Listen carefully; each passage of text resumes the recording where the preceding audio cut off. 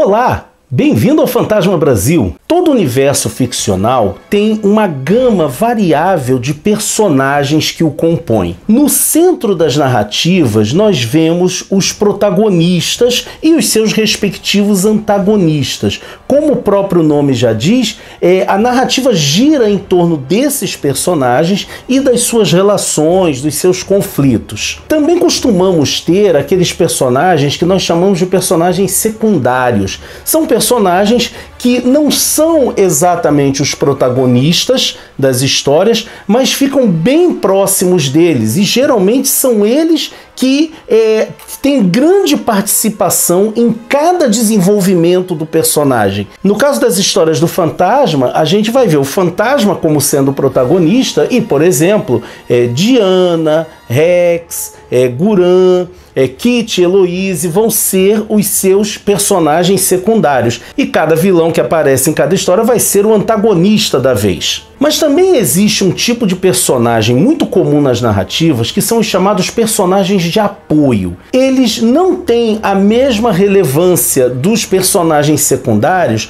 mas eles não chegam a ser exatamente personagens dispensáveis. Digamos que eles são personagens que não ocupam muito da história, mas que têm sua utilidade como uma maneira de dar dinamismo a essa história. E muitas vezes é graças a eles que nós vemos algumas facetas dos protagonistas e dos personagens secundários. Personagens de apoio às vezes são mais ou menos desenvolvidos de acordo com a necessidade narrativa que a história apresenta para poder fazer esse trabalho com eles. Eu separei aqui 5 personagens de apoio do universo do fantasma que eu acho muito interessantes. Em primeiro lugar, nós temos Tom, que também é chamado de Tom, mas cujo nome mesmo é Toomi Tongano. Ele é filho de um chefe longo e apareceu pela primeira vez na história Rex King,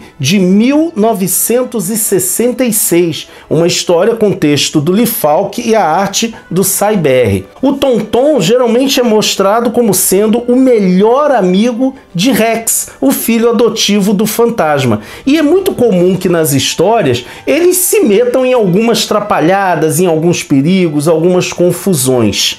Tom nunca foi muito desenvolvido nas histórias, ele basicamente aparece como esse amigo de Rex. Mas a gente já ouviu, por exemplo, nas histórias do Tim Fantomen, tendo alguns desenvolvimento. Por exemplo, na história Pirates Ahead, escrita pelo Tony DePaul para o Tim Fantomen, ele aparece ali como assistente do Dr. Axel no Hospital da Selva, e ele pretende estudar para ser médico. Já que a gente falou no Dr. Axel, ele também é um personagem de apoio que eu considero muito importante. Ele teve a sua primeira aparição em 1955, na aventura Dr. Axel and the Witchman, ou Dr. Axel e os Feiticeiros. Nessa história é dito que o Dr. Axel, quando jovem, teve problemas com o alcoolismo e por isso ele estava, em desgraça. Vagando pela selva como um verdadeiro mendigo, ele acabou auxiliando um estranho mascarado que estava ferido. E por auxiliá-lo, esse mascarado deu a ele uma joia e disse que ele tinha uma chance de se tornar alguém de bem. Isso mexe com o jovem Dr. Axel e ele resolve fundar um hospital na selva. O fantasma então resolveu auxiliá-lo nesse projeto e usou uma parte do tesouro que ficava na sala dos tesouros menores para ajudá-lo a construir o hospital.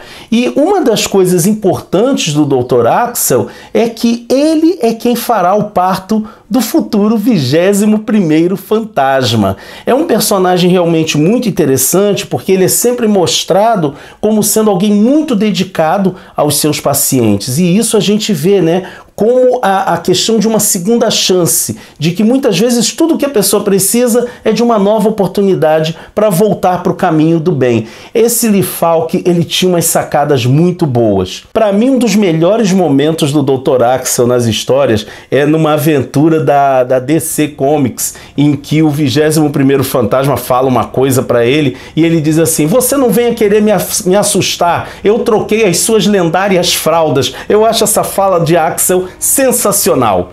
Outra personagem que eu acho muito bacana é a senhorita Tagama, cujo primeiro nome é Taru. Taru Tagama teve a sua primeira aparição também na aventura Rex King, e ali ela é mostrada como uma professora, a professora particular de Rex e Tom-Tom, e mais tarde ela se tornou a professora de Kitty e Eloise nas primeiras letras. Tem alguns momentos muito interessantes de histórias da Tagama em que ela se coloca meio contrária à questão do misticismo que ainda permeia a Floresta Negra, e muitas vezes ela leva a pior nessas discussões. Um detalhe curioso é que ao longo dos anos o nome de Tagama foi sendo modificado.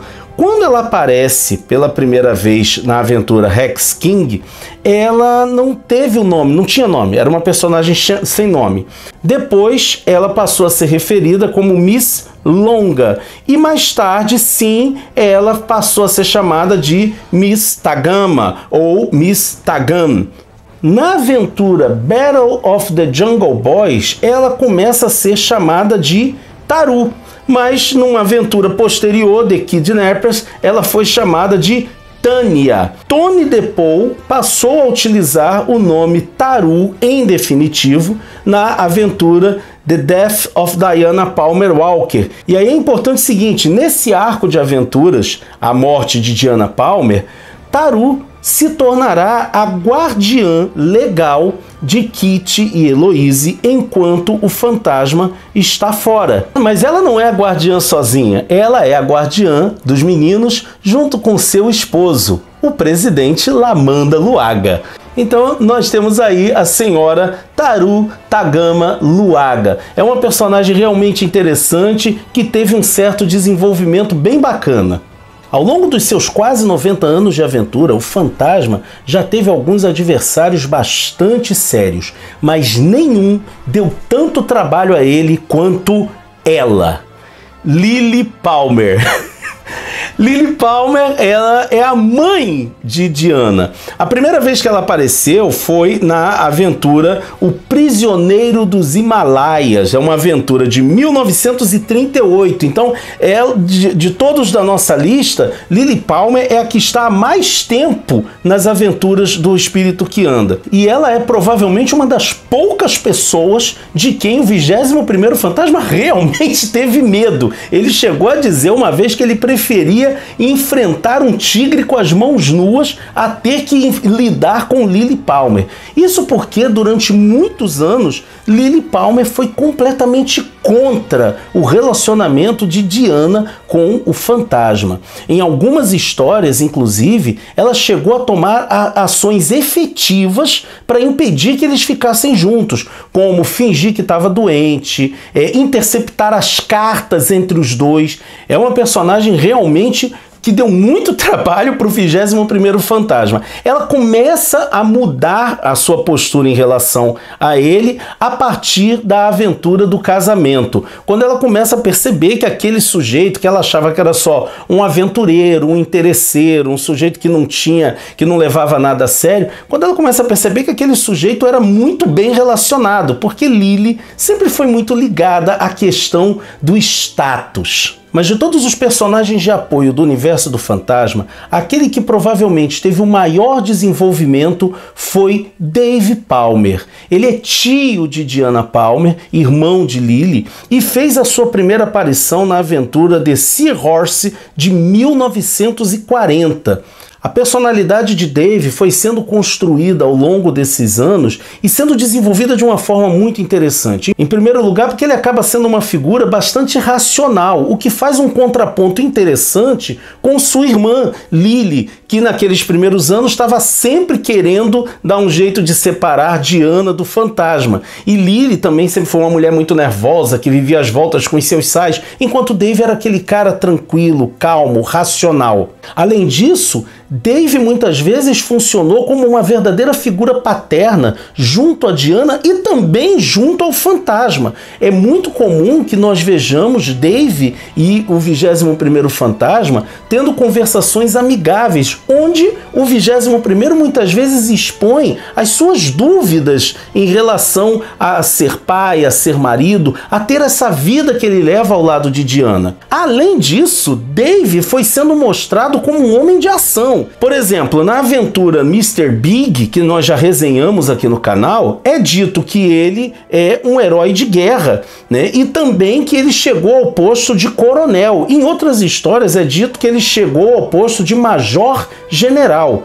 Dave será eleito para prefeito da sua cidade. Mais tarde é mostrado que ele foi comissário de polícia antes de se aposentar. E mais, ele não fica aposentado durante muito tempo. Ele volta ao posto de comissário de polícia em Nova York. E por último, Dave ainda foi mostrado como fazendo parte de um departamento antiterrorismo do governo dos Estados Unidos. Inclusive, mesmo depois de afastado do cargo, mesmo depois de aposentado, ele costuma ser consultado pelo Departamento Antiterrorismo sobre determinadas ações. Em uma delas, inclusive, ele quase teve de intervir para salvar a vida do fantasma. Existem muitos outros personagens de apoio no universo do fantasma e eu quero saber de você que está nos assistindo, quais você mais gosta? Coloca aqui nos comentários que num próximo programa sobre esse assunto a gente vai falar deles. Se você gostou desse vídeo, não deixe de curtir e compartilhá-lo nas suas redes sociais. Não deixe também de continuar apoiando o nosso canalzinho, fazendo suas compras na Amazon pelo link do Fantasma Brasil que fica na descrição do vídeo.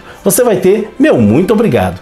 E não deixe também de se inscrever no nosso canal e de nos acompanhar nas nossas diversas redes sociais, porque assim você já sabe que você fica por dentro de tudo o que acontece no fascinante universo do espírito que anda, ok? Vejo você por aí, hein?